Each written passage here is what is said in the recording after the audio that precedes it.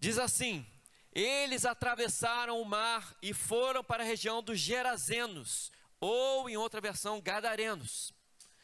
Quando Jesus desembarcou, um homem com um espírito imundo veio dos sepulcros ao seu encontro. Irmãos, parece até que vai se converter, sim ou não? Alguém vindo correndo para encontrar Jesus, não parece que tem alguém que quer se converter? Mas não é isso não, você sabe que não é. Vamos continuar? Esse homem vivia nos sepulcros e ninguém conseguia prendê-lo, nem mesmo concorrentes. Pois muitas vezes, repete comigo, muitas vezes lhe haviam sido acorrentadas os pés e as mãos, mas ele arrebentara as correntes e quebrara os ferros dos seus pés. Ninguém era suficientemente forte para dominá-lo. Irmãos, esse cara, uma hora estava bem, uma hora estava mal. Porque para os caras acorrentarem ele tinha que estar no momento bom, fala para mim. Porque se o cara arrebentava a corrente, o que ele ia fazer com quem tentou colocar a corrente? Fala para mim. Não, se ele quebra o ferro, o que ele faria com a pessoa que estava com o braço, segurando o braço dele? Então esse cara tinha uma variação. Uma hora ele estava bem, outra hora estava mal. Uma hora ele estava bem, outra hora estava mal. Eu quero dizer para você que precisa de libertação. Se você viver uma inconstância com Deus, o pior vai vir sobre a sua vida. Decora isso desde agora, porque eu vou provar isso para você. Se você viver uma inconstância com Deus, o pior vai vir sobre a sua vida. Vamos seguir? Noite e dia, estou no verso de número 5. Noite e dia, ele andava gritando e cortando-se com pedras entre os sepulcros e nas colinas. Irmão, você sabe que essa era também a era do cutting. Quem sabe o que é cutting? Demônio. Que voltou a incentivar as pessoas a fazer o quê? Se cortarem. Essas pessoas aprenderam isso com quem? Satanás.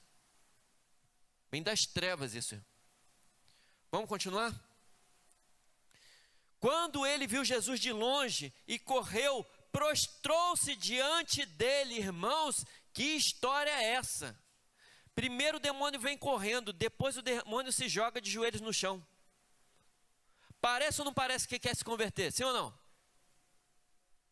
É, mas às vezes o que parece não é, irmãos. E aqui não é mesmo.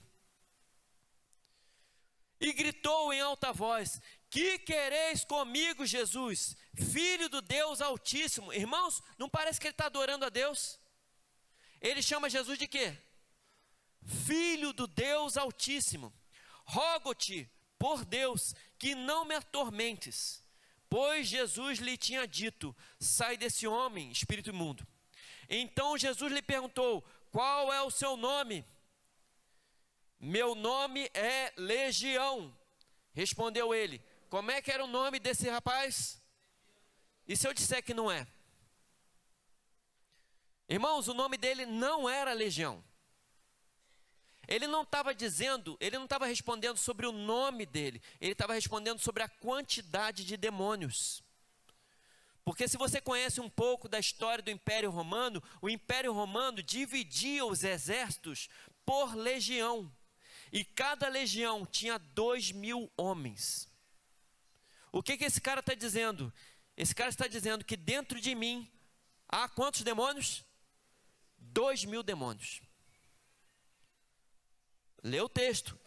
Respondeu ele: porque somos muitos.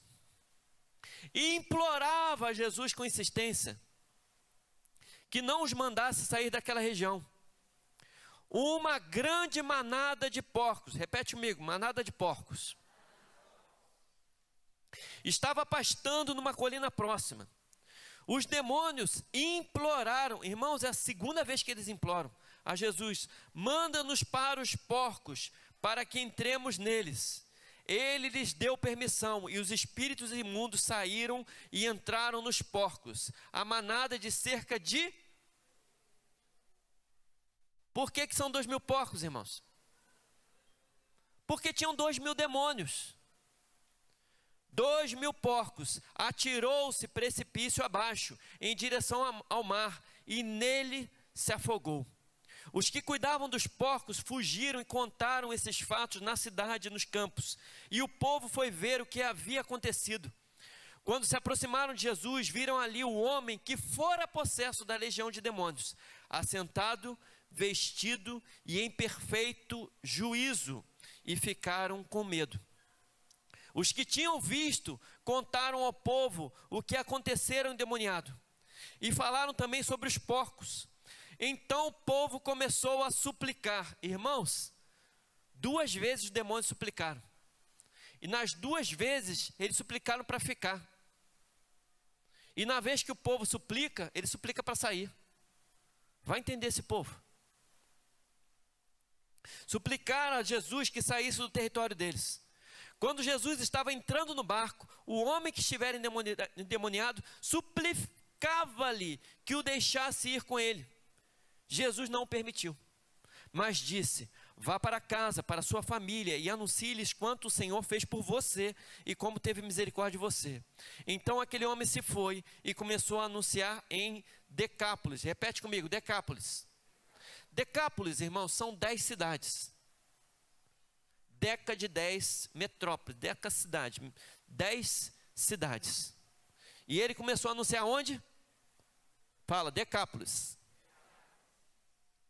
O quanto Jesus tinha feito por ele, todos ficaram admirados. Posso orar mais uma vez? Senhor, revela a tua palavra. Senhor, ensina a tua palavra, para que nós possamos retirar tudo aquilo que o Senhor quer que a gente apreenda desse texto.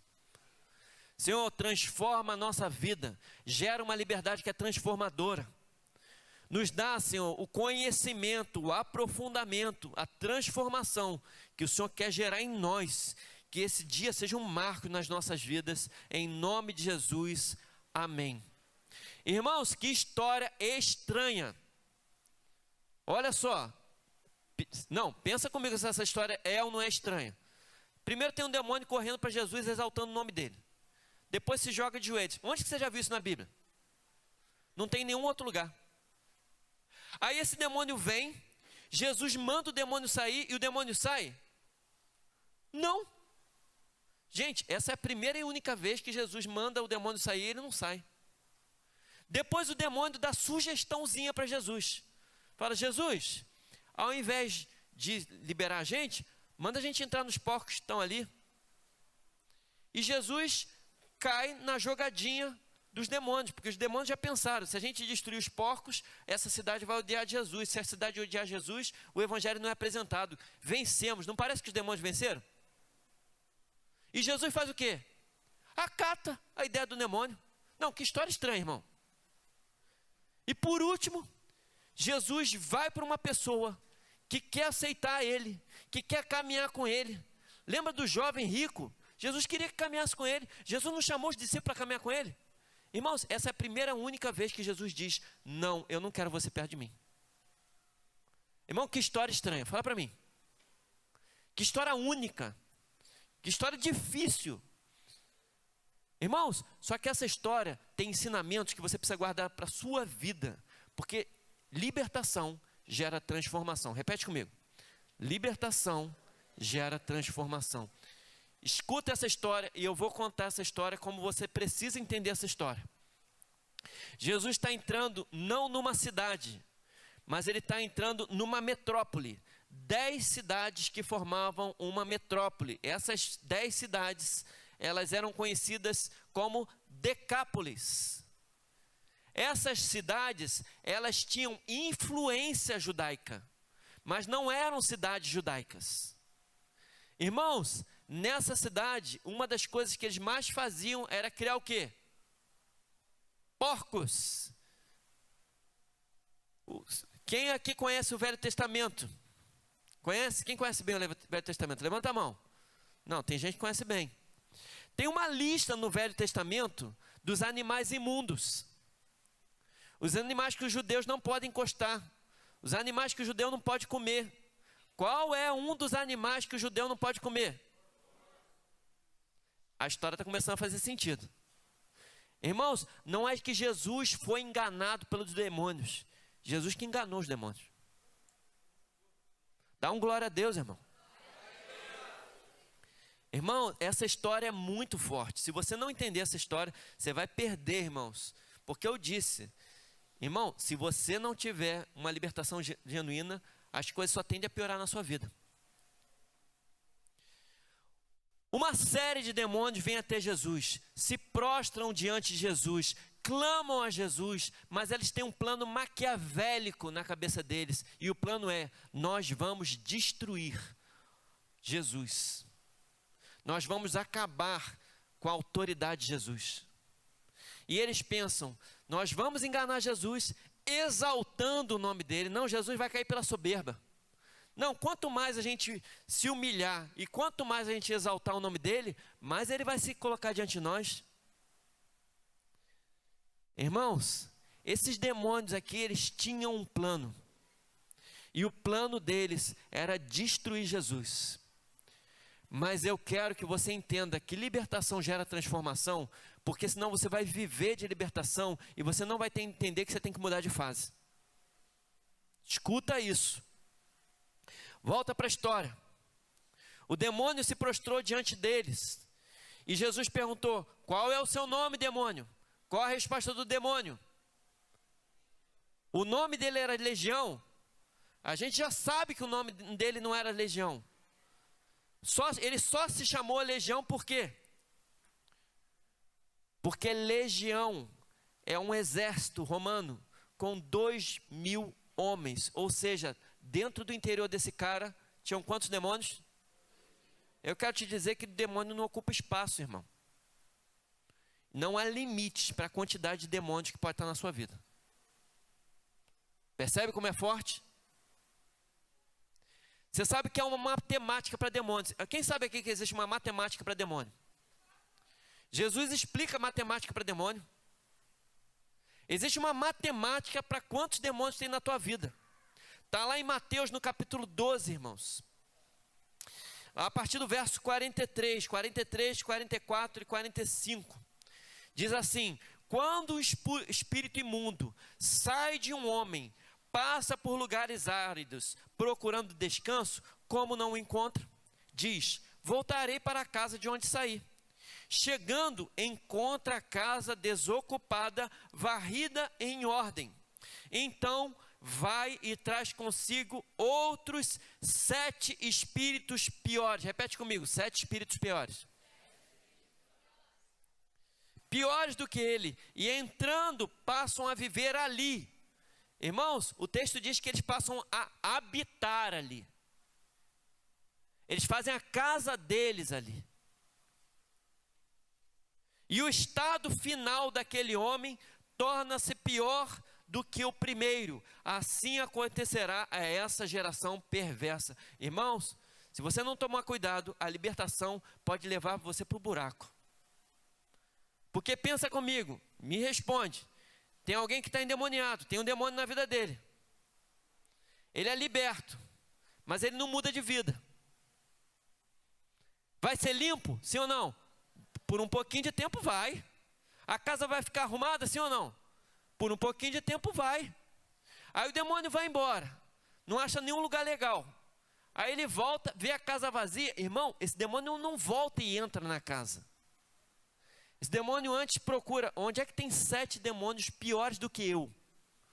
Vem comigo. 7 mais 1, 8. Vamos imaginar que esse cara se liberta de novo. 8 demônios saem da casa dele. Mas ele não faz nada em relação à vida espiritual dele. Ele limpa a casa, não limpa a casa? Limpa a casa. Ele organiza tudo, não organiza tudo? Organiza. Mas os demônios saem. Esse cara não muda de vida. O que vai acontecer? Vão voltar 8 demônios. E o que esses 8 demônios vão fazer? Cada um deles vai procurar mais 7. E eles vão voltar, que eu não sei nenhum número. Alguém calcula aí para mim, por favor. Me diz aí alguém que é bom de matemática. Oi? 56, é isso tudo? Meu Deus do céu. Vamos imaginar, irmãos. Esse que tem 56 demônios vai num culto de libertação. E ele é liberto. 56 demônios vão embora. Que bênção, não é não? Ele é liberto. A casa está limpa, não está limpa? Está limpa, organizou tudo. Os 56 demônios vão dar uma volta. Esse cara não muda de vida. O que vai acontecer? Os 56 demônios vão voltar. Eles vão ver que a casa está limpa. Eles vão entrar os 56? Não, não, não. Cada um vai procurar 7 piores do que ele. 392. Muito obrigado. Irmãos, quando que essa matemática termina? Se você não fizer nada, nunca. Vira para a pessoa do seu lado e fala, se não fizer nada, nunca.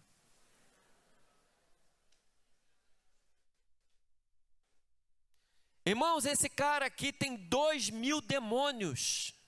Os demônios tomaram a vida dele, irmãos, que ele não consegue fazer mais nada.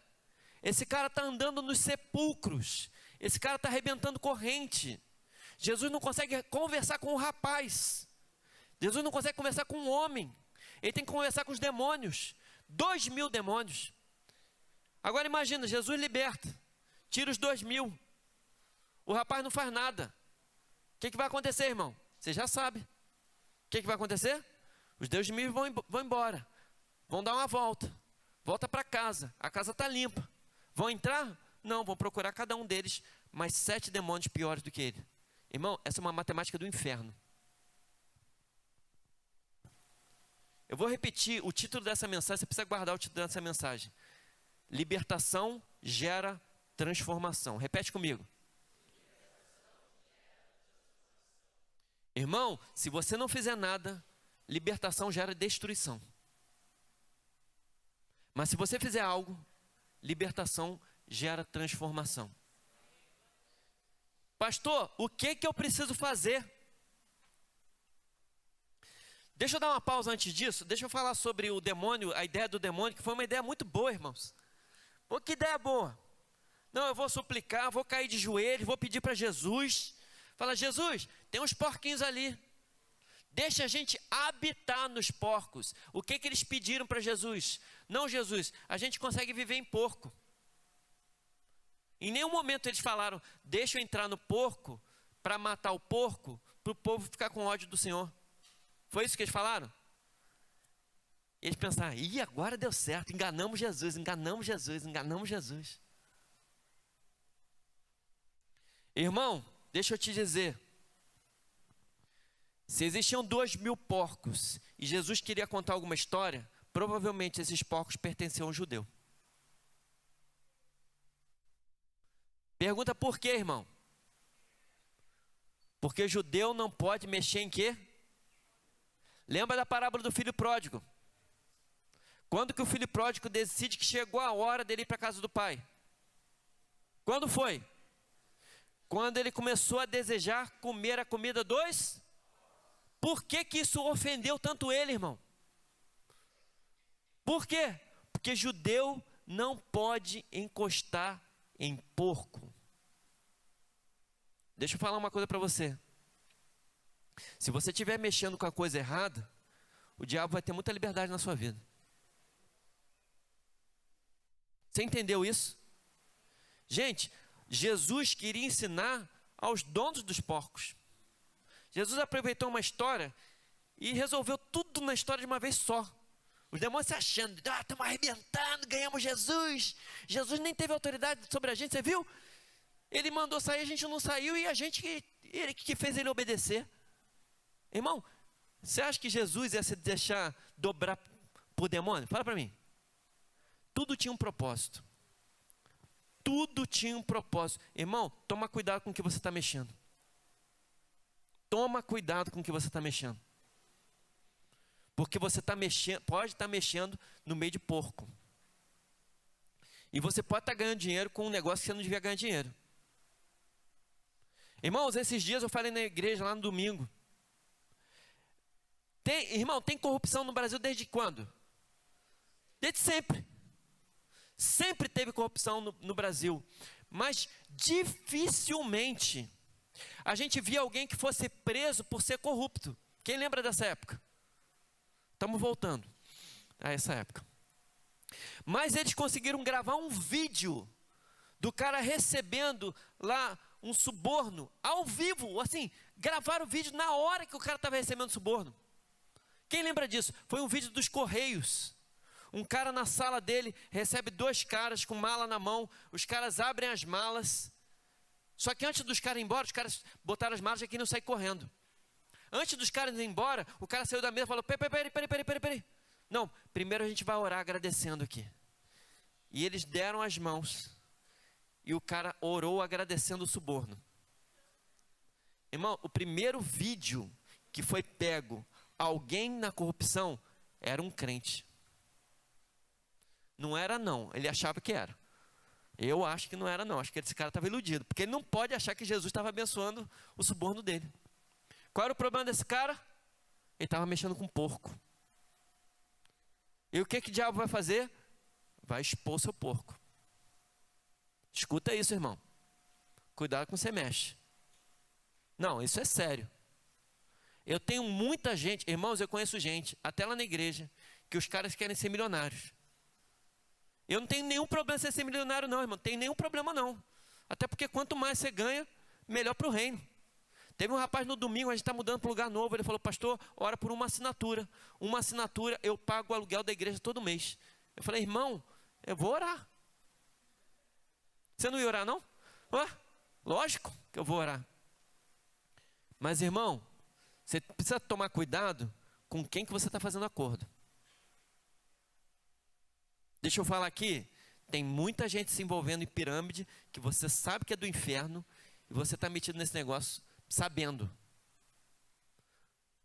Muita gente vai tomar uma banda nessa história. Qual é a principal pessoa que vai tomar uma banda nessa história? É você, abençoado. É você. Porque o diabo não vai querer expor as outras pessoas, ele vai querer expor quem? É você. Irmãos, eu quero terminar essa história falando sobre a última coisa que Jesus fez. Como assim Jesus mandou um cara que queria caminhar com ele embora? Jesus perdeu a noção? Ele não pede para a gente orar? Ele fala, grande é a seara, mas poucos são os cearenses. Não é isso que Jesus fala, irmão? Se está precisando de obreiro, se está precisando de trabalhador, por que Jesus me manda um cara embora? Irmão, Jesus não mandou ninguém embora, escuta isso. Jesus não mandou ninguém embora. Jesus levantou um missionário. Irmãos, essa cidade, 150 anos depois, um historiador andou por Decápolis, pelas 10 cidades. E esse historiador, andando por Decápolis, descobriu que a maioria das pessoas tinha sido exposta ao evangelho. Quem pregou o evangelho em Decápolis, irmão? Quem pregou o evangelho em Decápolis? O ex-endemoniado. Dá glória a Deus, pelo amor de Deus. Glória a Deus, dá uma salva de palmas, Senhor. Não, irmão.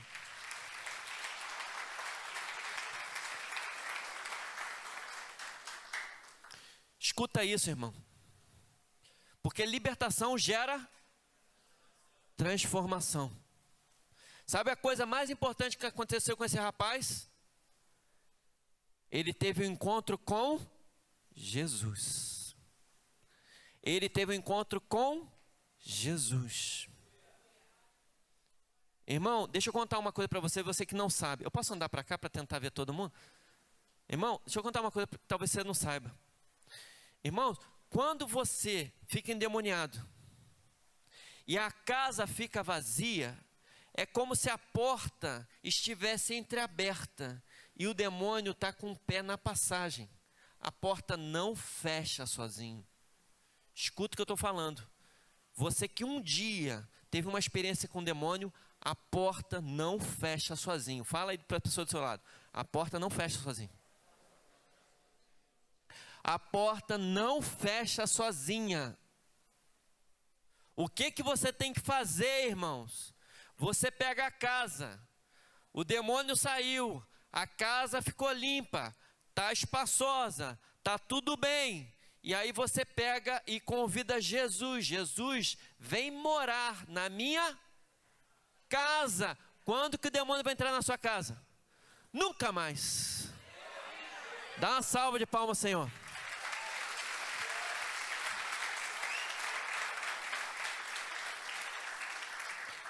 Irmão, se você não entender esse princípio, você vai ficar multiplicando por 7.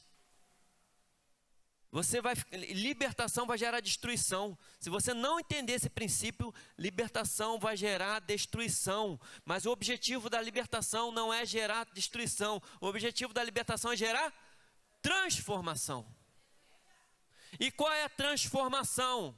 Aquele que vivia com os demônios, agora ele experimenta Cristo dentro dele. Agora o Espírito Santo habita dentro dele. Agora o Deus cerca ele, com a graça dele, com as bênçãos dele. Irmão, deixa eu falar uma coisa para você. Toda vez que você está em comunhão com Deus, o guarda-chuva da graça de Deus está sobre a sua vida. O demônio pode lançar quantas setas ele quiser.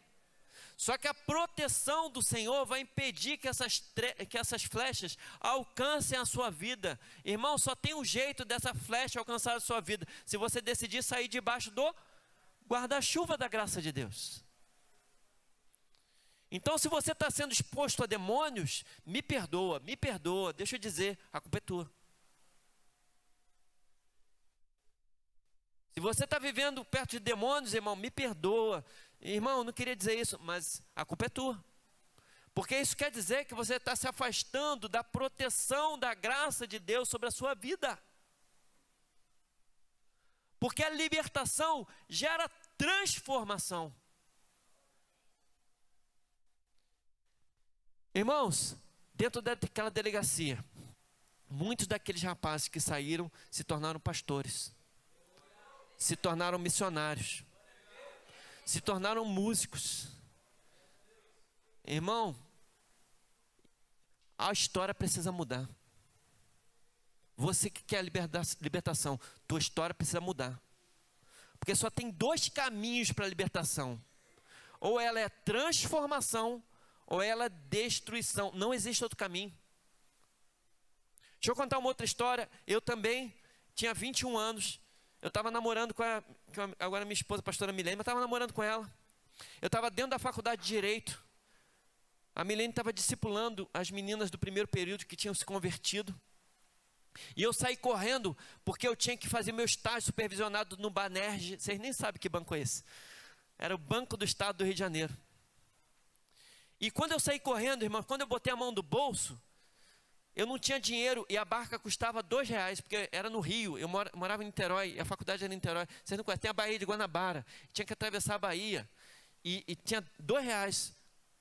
E eu saí correndo, entrei dentro da faculdade, comecei a pedir meus amigos. E os meus amigos ficavam me zoando, falavam assim: tem R$2 não, pastor, tem R$2, pastor. Eu falei: pastor, aonde, cara? Pô, que é isso, você é juiz. Mal sabia eu que eles estavam profetizando. E eu andando, irmãos, para lá e para cá e tal, de repente eu encontrei a Milene, que estava discipulando as meninas. Falei: meu amor, você tem R$2? Peguei R$2 dela. Não faz isso não, homem. Você tem que investir na sua esposa. Não tira dinheiro dela não. Eu peguei R$2, eu botei no bolso, irmãos. E eu estou andando, e eu estou saindo da faculdade. O caminho para pegar as barcas era uma reta, bem longa. Assim que eu saí da faculdade, irmãos, lá no final da rua, eu vejo uma mulher que era um mendigo, cheio de sacola nas costas. E alguma coisa me disse: vai dar ruim. Vai dar ruim. E eu vinha andando, e a mulher veio olhando nos meus olhos. Eu falei: caraca, vai dar ruim. Vai dar ruim, vai dar ruim. Ela veio, e eu estava atrasado, fingindo de morto, né? Ela passou do meu lado, e ela veio no meu ouvido e falou: me dá R$2, pastor? Me deu uma raiva, irmão. Me deu um ódio. Eu fui no ouvido da mulher e falei: sai agora, em nome de Jesus. E o demônio saiu na hora. Eu perguntei para a mulher: qual o seu nome? Ela me falou o nome dela. Eu perguntei qual a última coisa que você se lembra. Ela falou, eu estava em Nova Iguaçu. Irmão, é longe demais. É tipo assim, ela estava em Gramado, da última vez que ela se lembra. Ela estava fazendo cabeça, irmão. Para quem sabe, ela raspou a cabeça e ela estava com o corpo todo cortado. Ela estava se preparando, é uma consagração. E aí eu falei, olha só, você está em Niterói. E quando eu evangelizo pessoa endemoniada, eu evangelizo diferente. Quando eu evangelizo alguém que é nosso amigo e tal, eu falo do amor de Deus, eu falo sobre a expectativa do céu, eu falo um montão de coisa boa. Eu virei para ela e falei assim, você só tem duas opções. Ou você não faz nada com essa libertação de agora, e o demônio vai voltar com outros 7 piores. Ou você aceita Jesus agora como seu Senhor e Salvador. E Ele vai proteger a sua casa da entrada do demônio. Irmão, foi a mais fácil de evangelizar da face da terra. Ela falou, eu quero Jesus. Quem não quer? Irmãos, aquela mulher aceitou Jesus. Eu dei dinheiro para ela. Tive que arrumar outros R$2. Mas Deus transformou a história daquela mulher. Irmão, olha só. Eu não tenho crise nenhuma com libertação. Mas às vezes a libertação pode ser uma maldição. Quando que a libertação é uma maldição, pastor?